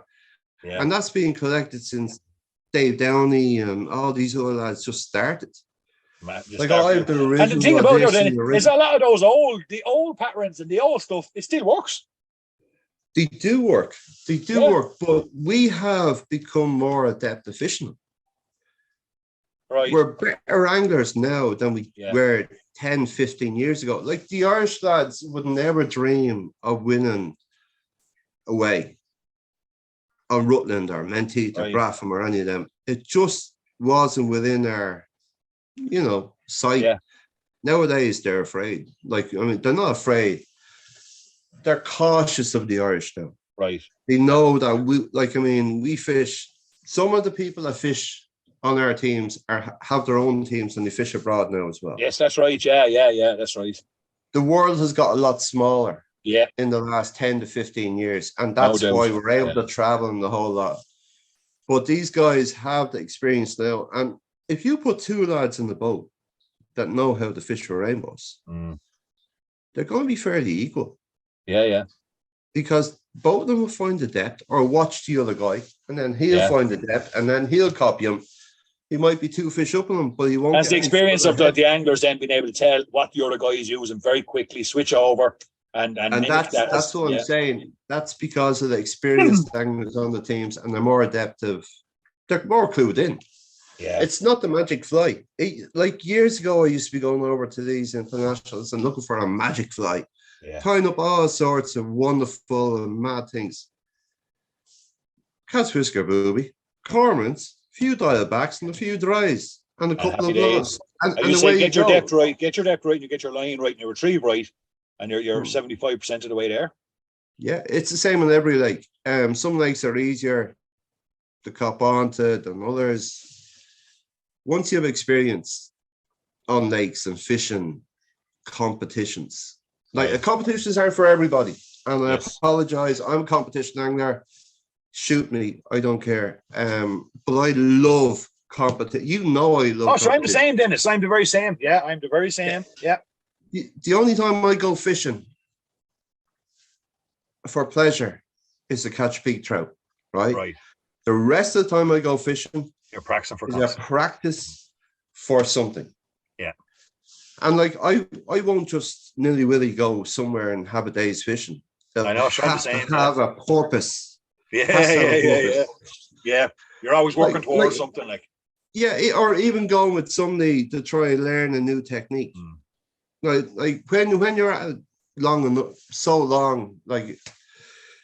Well, I'm fishing. I've been force captain when I was 18, 30 years, right? I'm 48 this year. Right. And I've only managed to get 9 caps. But them 9 caps mean more to me than anything. Yeah. Do you know what I mean? They're special. Yeah. Like being able to represent your country in any sport, especially when it's not your profession, it's your hobby. Like, even though it's probably borderline professional, or some people say borderline psychotic. Represent your country and pick up those caps. Like, I'm the very same. Like, it's a great honor for any person in their sport, be it shooting, fishing, football, no matter what your sport is, to pick up a cap and compete for your country. It is a great honor. Like, Yeah, it's an honor for you. Like, I mean, like for your family, for your friends, for everybody, it's an honor for you to represent them. Yeah, but it just gets a hold on you. And that's I know the way it is. I mean, you left your job and you started doing what you're doing now. I'm sure people thought you were off your head. Actually, I always think that about me. Yeah, I just like to prove them right every now. I just like to prove them right every now and again by doing stupid things. Yeah, but like you have a business now, and you love your business, and even doing the shows. Like, you can see you're a bit nervous sometimes, but you love doing it. Sure. It's the passion. It's even like I put up a picture on Facebook there of a photograph. My wife got an old photograph of me when I was 18. It was taken by me and her. Yeah, and Dad, like as I said back then, like all I wanted to do at 18 years of age wasn't go to the bars, wasn't chase girls, wasn't play hurling, wasn't play rugby, nothing. All I wanted to do was fly fish and tie flies. Same as me. Yeah, same as me. And you're born with that. I think you're born with that. You couldn't drag me out of a river when I was a kid. You couldn't drag me out. You still do the rivers. Do you still go to the rivers? As you know, Clane is not what it used to be. Clane, the Lithian Clane, we have one competition this year. Right. The fishing's not bad. I love my river fishing. All right. Myself and Pierre used to fish 4 or 5 days a week. Mm. No, in the evening, every single evening, we'd be down the Clane. Right. I fished the Clane. I was a member of Dublin Trout. North Kildare, I'm a member of. Yeah, I do fish for it. But it's all about getting time. See, when you're right, so you don't really fish the lakes. You prefer the rivers. Well, I love lake fishing. Don't get me wrong. But competition wise, competition wise, it's just the way things are working out for me at the moment. I'd love to do more lake comps, but it's just trying to get time for them is my problem. So that's the question. Why don't you do them? Time. Yeah. I started doing half and half. Right. Half my time in the river, and I made the Leinster teams, right? Yeah. Grand. But I wasn't doing as well on the lakes. Yeah. You could see I wasn't getting them extra fish that you would get. Yeah. So I reversed it and I said, yeah, I'll fish the club competitions. If there's a qualifier, I'll turn up, make up the numbers. Yeah. But it's the lake fishing that I have a target of how many caps I want. And it's a stupid thing.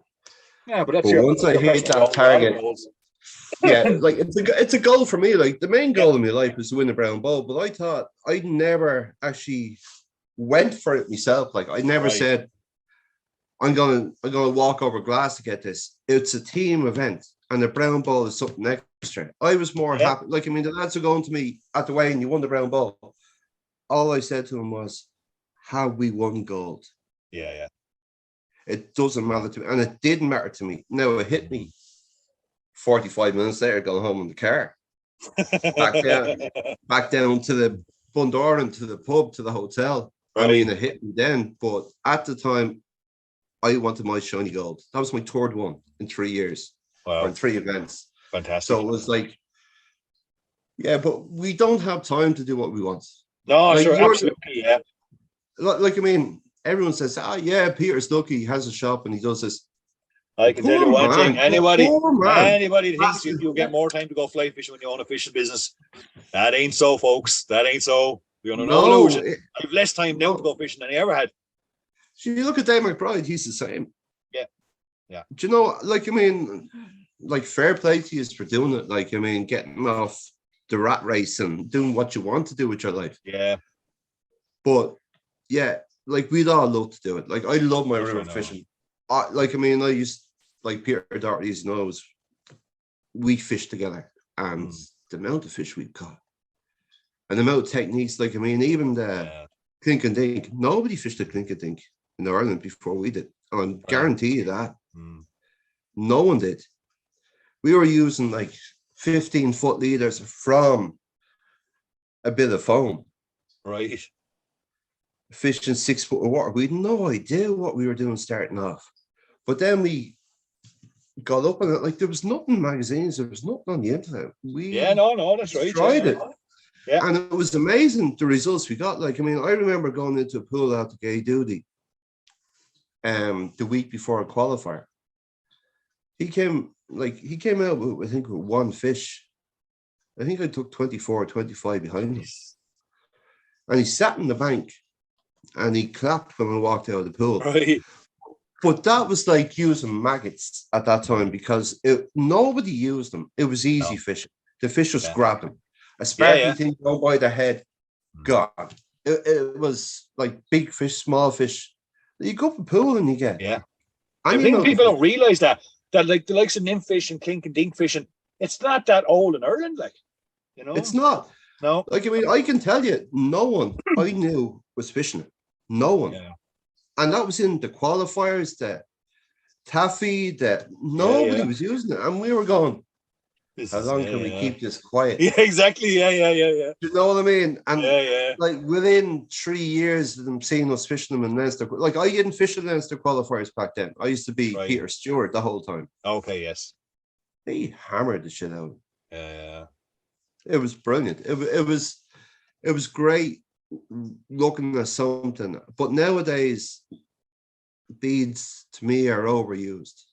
Yeah, I know what you mean. You can go down the river. There is a good few river guys that we are in the last number of years. I'm noticing a bigger trend and more popularity going back to beadless nymphs.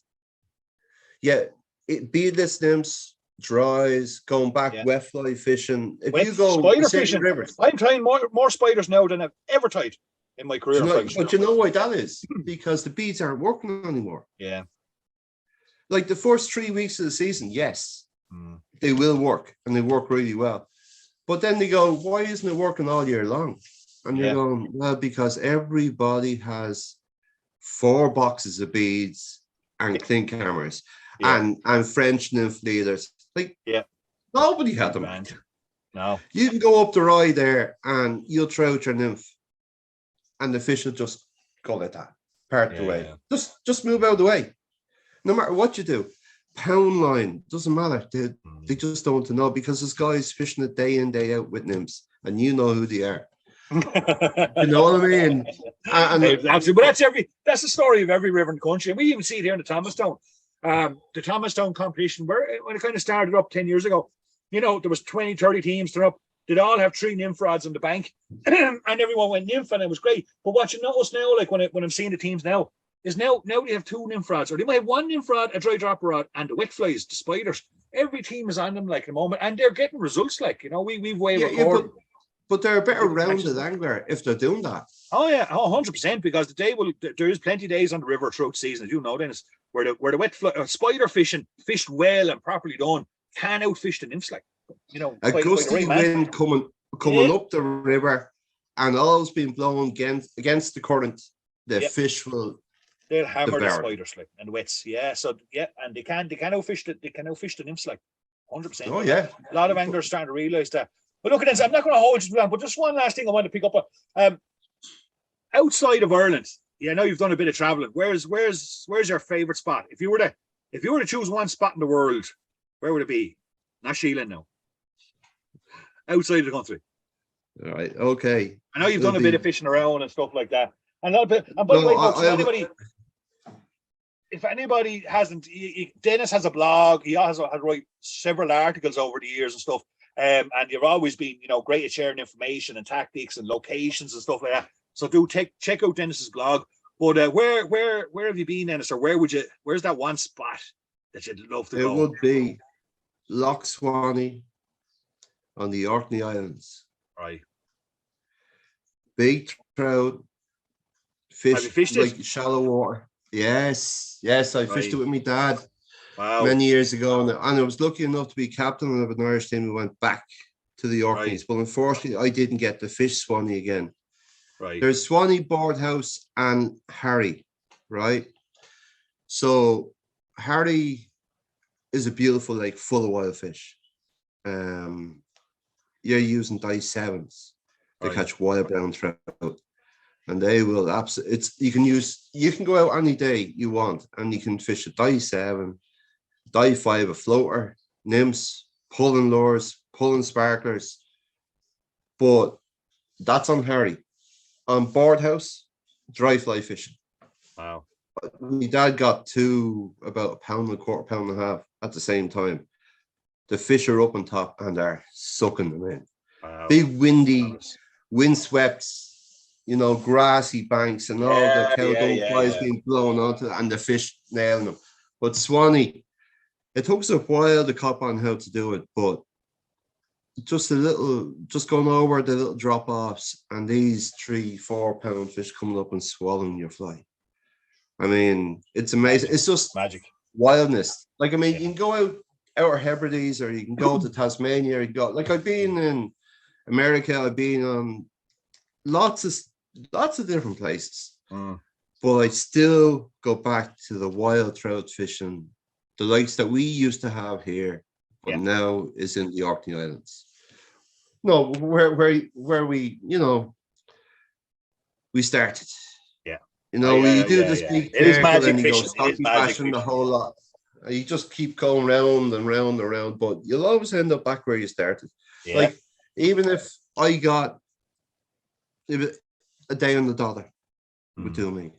Do you know what I mean? But the Orkney Islands, someday I'll be back again. Hopefully we'll have another international. If not, I'll go. I might go for me trip 50th or something. Brilliant. Well, look at Dennis. I'm not going to hold you up anymore. Super appreciate coming on, having a chat with us. and sharing some of your experiences and stories and top tips there. Got some great tips along the way. Thanks very much for your time, Dennis. I hope you have a great evening, and again, really appreciate it. Okay, thanks a million, Peter. Talk to you Cheers, soon. Dennis. Take care.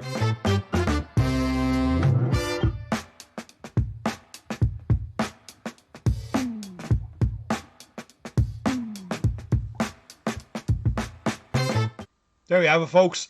What an interview with the man himself, Mr. Dennis Goulding. Thanks so much, Dennis, for coming on. Absolutely, Brian, yeah. Thanks, everyone, for the great comments. Jim Myler reckons a bag of lime, a grenade, and electric hairdryer might get a few trout on some of the Midland lakes. But huge thanks, Dennis Goulding. Wealth of knowledge, what experience he has on those lakes. You know, there's no question about it. The man has put in the hours, and he has great you know, over the years he's had great results, and the work that himself and Noel Fitterson and them guys do with the youths, the ITFA youths, is admirable. So well done, Dennis, and thanks a million for coming on the show and having a bit of a chat. I could have chatted to him for hours about stuff. We kept going for a bit after we recorded as well, and a bit before it. But great chat with Dennis, and thanks a million again. And same as everybody that contributes to the show, we really do appreciate it. You know, it makes it what it is, and if anybody ever wants to come on the show, we always say you're more than welcome. If you want to try some flies or come on and have a chat, or if you want a piece of water looked at or examined, well then, you know, do give us a shout. Also, a good few people sending messages there. Robert Flaherty's on there as well. Dennis's blog has some great articles on fly patterns. Absolutely, Dennis. Seamus was on there earlier on as well, and he was looking for a yellow stimmy to be tied up. The only thing about Seamus is I probably won't be able to tie Dennis's yellow stimmy because he didn't give me the time. But we'll see. We might do one. That's it, Owen. Yeah, absolutely. Arian. Yeah, we've always tried to do that here in Pescari Flies, help people out as much as we can and give as much information. And if anybody ever has any questions, all you know he's got to do is pick up the phone, give us a bell here in Pescari Fly, and we'll give you as much information as we can. Thanks everyone for the great messages. Right, so we're going to move on with a bit of fly time. Okay, so this time we're going to tie a nymph. Now, I have fished, as I said before, I fished Loch Oul quite a bit, and probably one of the best days I ever had fishing Loch Oul was between sort of the duck fly and the olives. Olives were starting to come off, and myself and Robbie Field were out doing a bit of research for a few competitions and stuff, and I put this fly up in the point, and it was just all day long, non-stop, all day long. This is a size 8 B830 Camazan. I haven't devised there, okay, and I'm going to add on some of my Kevlar. I don't, Jonathan Matthews, sorry, I don't have any snipe at the moment. Thanks, Noel. I don't have any snipe at the moment, Jonathan. Sorry about that. Now, it can be hard enough to come by. Even when I was shooting bogs all this winter, we didn't see a whole lot of snipe, Jonathan. I don't know if it's a bird flu or what it is, but we didn't see a whole lot of snipe. So this is quite a decent sized nymph. Really, really good. I fished it on Loch Oul several times afterward, and it always gets me a fish. It always, you know, I guess the first day I put it up, the day with Robbie, and then an absolute flaming trout just off one of the points off church the same day on this nymph. But really, really good fly. So I'm going to add in a bit of Globe Right number 12. Dave is on there, folks. The question is coming up, and I'm going to reach around here behind the screen, and I'm going to show you what I'm going to give you tonight. So for the winner tonight, you're going to get a whole big bag of tippets and leaders. Okay, there's Solderini, there's Shogun, there's all sorts of stuff in there. Big bag of tippets and leaders heading out to the winner of the show tonight. So keep an eye out on the stream. Dave is going to put up his question shortly. First correct answer in, or whatever way Dave decides to do it, we'll get that lovely big bag of tippet to get you started to the new season, which is only around the corner. So keep an eye out for that one. And don't forget, folks, if you need any flies or materials, please do give us a shout here in Pescari Fly. We really do appreciate your support. So just doubling that over. So I'm ending up with kind of 8 strands of Globe Right. And I'm going to trim that off there. Okay. Secure it in well. We're going to take some cock pheasant tail feathers. And don't forget, you can also be in to win flies from tonight if you share the stream or throw in a comment. A couple of natural cock pheasant tail feathers. I'm going to place them directly on top of that tail. Okay, trim off our waist to make sure everything's well secured in. A little bit of number 14 Unimylar pearl for a rib. It's a very simple little nymph, nothing too complicated about it. Sometimes I might put a little bit of weight in it, sometimes I don't. and then secure my rib. Now for the body, I got a mix of hare's ear here and medium olive seal's fur. Okay, that's the mix I'm using. Hare's ear, medium olive seal's fur. Gonna tease out a bit. It's quite a long body on it. So just take your time. Don't look through the whole body in one shot. Just take your time. Build up your body, get a nice taper on it. Holding your tail and globe right in position to make sure nothing gets twisted or moved around on you. Thanks, Kevin. Yeah, there was a lot of Dennis, a lot of good information there. Chatting away to Dennis. There's a wealth of information. I always say, you know, we've got so many experienced anglers in this country. It's just phenomenal. So Dave has asked a question there, I think. Let me go and have a look. A lot of people guessing there. According to Wildlife Trust, how many fish does a kingfisher catch per day to feed her brew? Great question. Well done, Dave. Lots of questions, a lot of answers coming in there. I'm sure Dave will let me know once the right answer gets Googled. Googlers working away there now. Dave actually asked me that question earlier on, folks, and I tell you now, it's surprising. It'll surprise you. Okay, so once I've made my body, nice scruffy hare's ear mixed with olive seal's fur, I'll now take my rib and I'll come up that body, put a nice bit of pressure on that rib to get it just to sink in there into the dubbin. I think a few Googlers have after getting it, or getting very close anyway. So secure off your rib, and you can see I stopped quite a bit short of the eye of the fly, and I'm going to give that a brush out now to get all that nice spikiness and seals fur out there.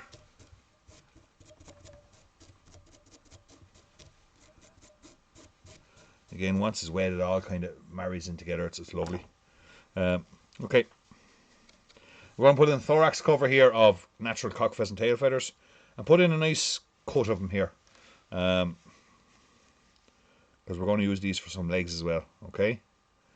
So trying to get the distance, you know, when you're doing thorax cover and you're trying to get your leg dimensions correct, I normally go the length of the fly and then the length of the head of what I'm going to put in. Okay. So the length of the body of the fly and then add in the head. And that's normally fair. I'm fairly happy with that when I fold back my legs, that they're going to have a bit of significance there.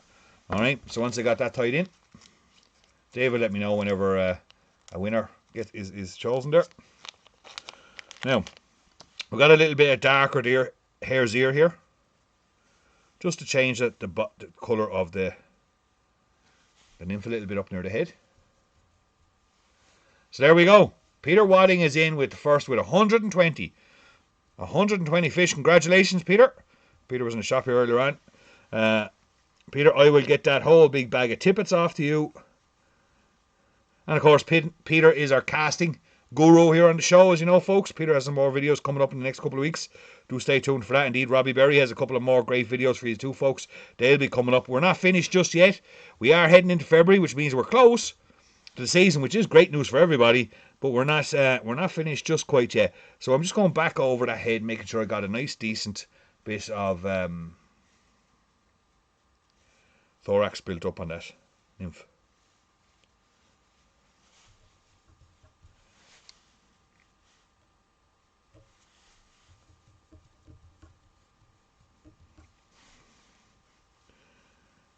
And then come back up, making sure the head finishes up. Nicely tapered and shaped well. Lovely. You don't want too big and gaudy, but you want it distinctive from the body, just coming up to the head of that fly. Now I'm going to divide up those cock hackles, or those cock pheasant fire tips, and try to get them roughly fairly even on both sides. You don't have to count them out, but you don't want one side to be very distinctively bigger than the other. Turn a thread to secure one to one side, and a turn a thread to secure the other.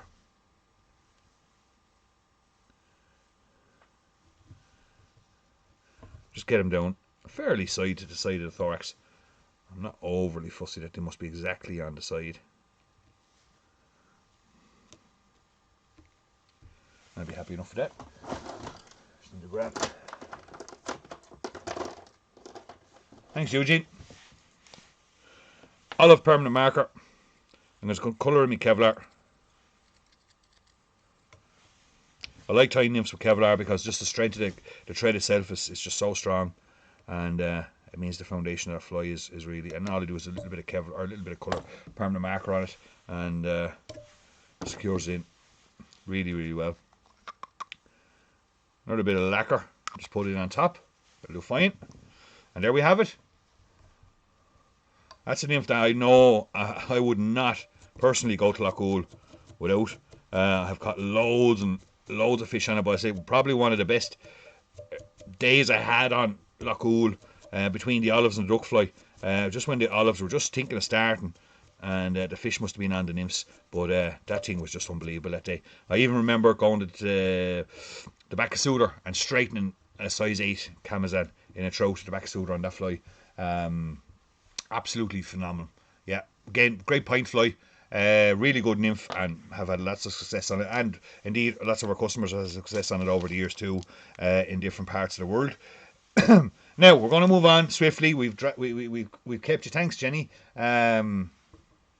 Thanks, Kieran. Thanks, Kevin. We're going to move on quite swiftly. That's going in there to the pot. Okay, so now we're going to try our last fly tonight, and this is a beauty, an absolute beauty. You know, I always save something a little bit interesting for the end.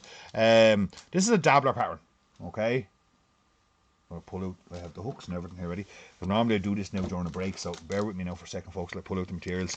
Always before the show, I'll always gather all my materials, put them in little. Thanks, Peter. I'll put them in little tubs, like these blue tubs, and all my materials will be in there to tie each fly, making sure I have enough of everything and everything's divided up, because otherwise, you'll all be sending me watch through, through the different drawers and stuff I have here. Okay, so this is a black dabbler, okay, black claret kind of dabbler, and as you can see, I have a bead on it. So I tie quite a few dabblers with beads. This one has a silver bead in it. I know I have a silver dabbler that works really, really well with a white bead. A lot of people have had great success in that over the years. This is on this particular dabbler has a silver bead. Okay, so what I'm going to do is tie this on a B830 size Camazan, the same as what we did the last nymph on. This worked quite well in shielding over the years too. So, touching back in with my Kevlar, I got some black pheasant tail here, and we're going to put a black pheasant tail on this fly. Quite a decent lump of a fly, this one. That's why it's worked well on shielding, but can be tied any size you prefer, and it will work quite well on any of the lakes. And I'll just tie that pheasant tail quite well up the body to make sure I'm not going to be ending up with a load of uneven body as I'm making my way up along. Okay, now I'm going to put in a little bit of angel hair into the tail. Okay, so this is red angel hair. I'm not using holographic tinsel or anything like that. I find it's a bit heavy for this fly. Okay, it's a bit too wide as such. So I take a small little pinch of angel hair. I got about 3 or 4 strands. I want to just put a little red touch in that. Not much. Okay. I can even fold them back, because angel hair is quite brittle at times, and I think one of them snapped away there. Angel hair is so fine, it's quite hard to see it in the lighting conditions I have here for the show. So hold the tail, give that a little pinch, and it's got a little red fleck in that tail. Very subtle, but it's lovely, and it's a lovely soft material to put in a tail. That angel hair. 1 or 2 little curlies there now. Perfect. Okay, so we're going to put on some oval silver tinsel. This is size small. I'm going to add that in there. Again, secured and well. And then we're going to go black seals for body. I'm going to put on a little bit of double wax there before I move on. Just to get the body nice and tight. Wax up that bit of thread there.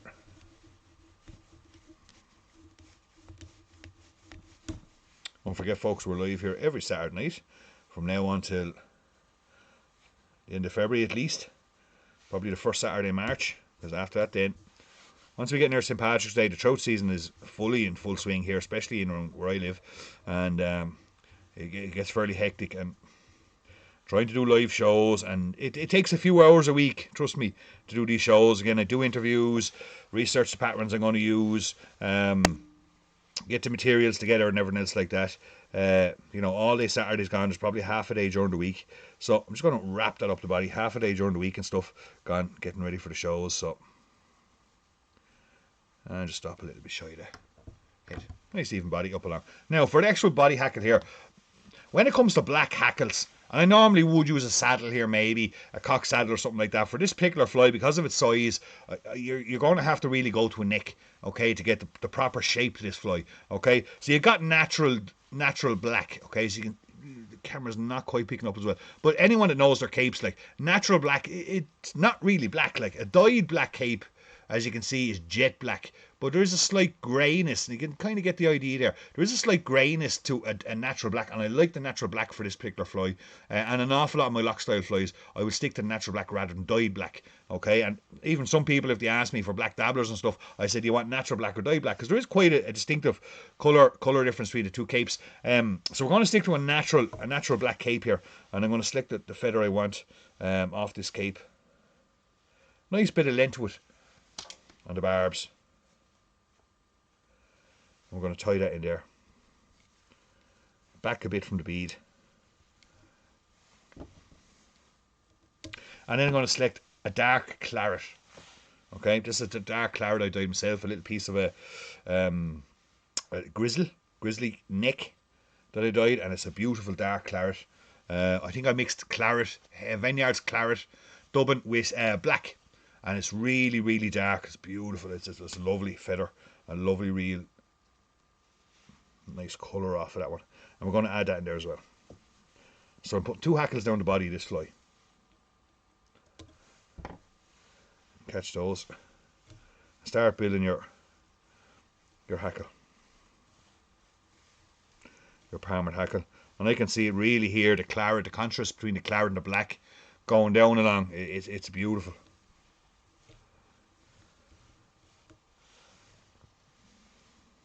Taking my silver rib now and secure in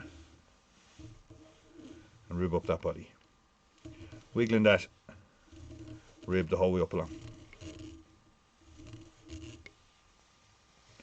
and once I get up with a bead, tie it off, and I'm going to cut off my waist one at a time. There we go, and I can take out my wire, stroking everything back with the hand. Couple of extra turns there up near that to make sure everything is well secured and nothing's going to be disturbed there, and then give it a nice taper back with your dubbing brush. Beautiful body on that one. This is a fair fly. When this is finished now, it'll be a fair fly like it is. Okay, it's a dabbler. We got to have bronze mallard, so I got 2 bronze mallards selected here, or at least I had anyway. I can see one here in front of me. Where did my second one go? It's still in the tub. Okay. You want to get the bronze mallard fairly dark for this one. Okay, so we're going to put on the cloak first. So I'm going to take my mallard feather here, and I'm going to take out probably around about inch and a quarter of bronze mallard. And as we've always done before, 1/3 below, 2/3 above the hook, and then just gently rotate it around with the thread. Okay, make sure it's long enough. That'll cover. Just gently moving the thread around.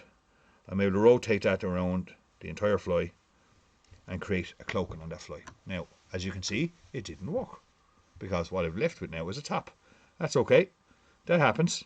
I will unwind. I will take that piece of bronze mallard and I will just marry it back together. As I used to do in live shows. Marry it back together, get it fairly right again, and we'll try that a second time. I think I was nearly too soft with the wind, and there we go. If I'm missing, I am a little bit. You can catch it with your finger and thumb, and you can just manipulate it around There's one little gap there, or even probably because the fly is so big, I probably could have given it another couple of mil, or another 1/8 of an inch of bronze mallard. I can take a section out and I can just add it in just to fill that little gap to make sure I have a nice even palmered hackle around that fly. And that'll do fine. And then just gently go around and just remove that waste. Because we got a bead on, it just makes the trimming process a little bit different than you would if you were just catching it all over the hook and getting rid of it.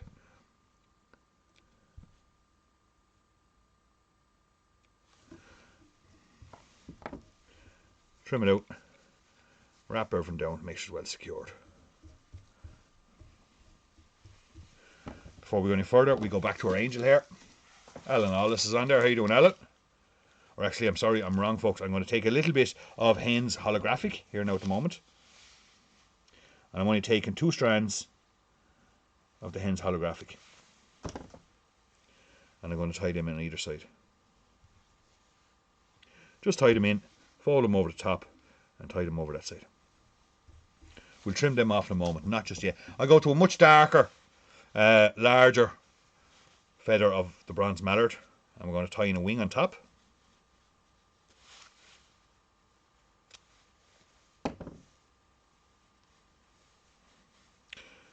Again, taking around about 1 inch, 3/4 of an inch, fold it twice. I'm happy enough with that. Take it just a little bit out on this, just a bit heavy on the bottom side. And we let that go back a little bit further than the cloak.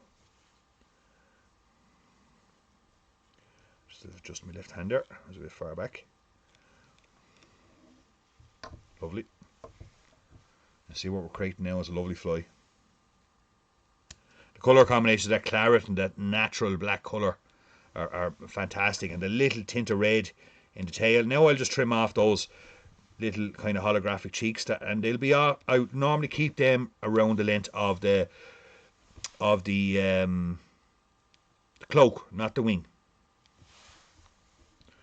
So once I've got that done, again I'll secure it off again, make sure everyone's well secure. It's a fair lump of a fly, and I'll go jungle cock cheeks on this one. Little jungle cock cheeks. Well, not so little, it's size 8. So we'll put in 2 jungle cock cheeks. There's 2 nice ones there.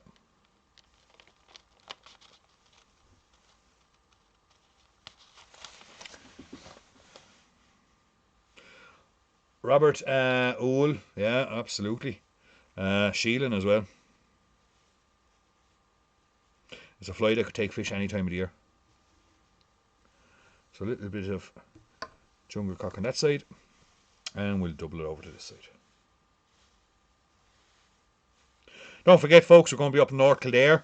North Kildare anglers have a show on, and a social evening, which is a fabulous social evening. Been going up there for the last number of years, and absolutely great day up in Sarsfield's GAA. That is on the 26th of February, Sunday 26th of February. Starts at 3 p.m. And don't forget also, I see a lot of content going up there for the Irish Spring Angling Fair, of course, which is coming up on the 29th and 30th of... you think without the bead, Dennis? It's a fair fly with a bead too, I can tell you. But I'll go back now to a little bit of black seals fur. Sometimes I can add in a little bit of holographic red dubbing there or something like that. But I do like the black seals fur just to finish off that head that your workings in behind that bead. And often what I'll do is I'll put a little bit of lacquer in there as well to make sure everything's well stuck. But the 29th and 30th of April, the Adair Springs Angling Show is on, the Irish Spring Angling Fair down in Adair Springs in Mooncoin, County Kenny. We will be there. See lots of fly tyers getting announced there at the moment on their Facebook page and on their website, so do check it out. Keep an eye on it. I know there's lots more to come. It's going to be a huge show this year. Magnificent. Really looking forward to that one, saying the 29th and 30th of July, so do keep an eye and check it out. And if you can make it down for the weekend, we will be there. I'll be giving some talks on rivers and stuff like that. So once I've put in me bit of dubbing up and the bead, 1 or 2 turns in behind the bead and give it a good tag.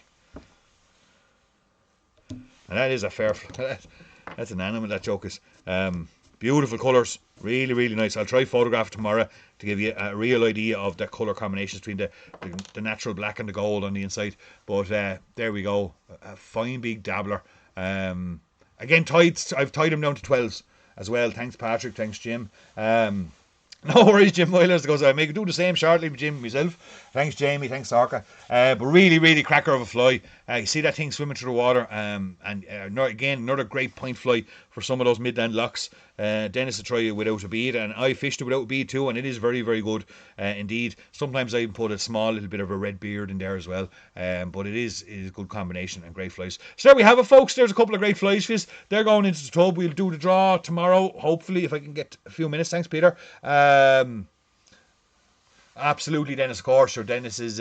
Thanks a million, Dennis. They're legal in. Thanks, Phil. Thanks, Noel. They're legal in competitions. Thanks, Kevin. But there we go, folks. Another bit of a fly time. One step closer, 1 week closer to the trout season. Hey, I know some lucky people will get it on the 15th of February, and more luck to you. Thanks, Al.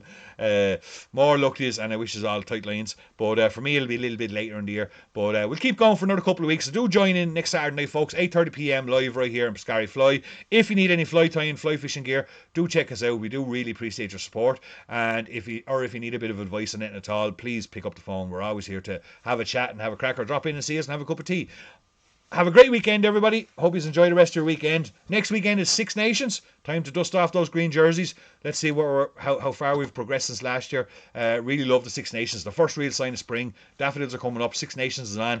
We're getting close. So anyway, folks, look, have a great weekend. Enjoy the rest of your Saturday night. Thanks a million for watching. And I'll see you all back here live next Saturday night, 8:30 p.m. God bless.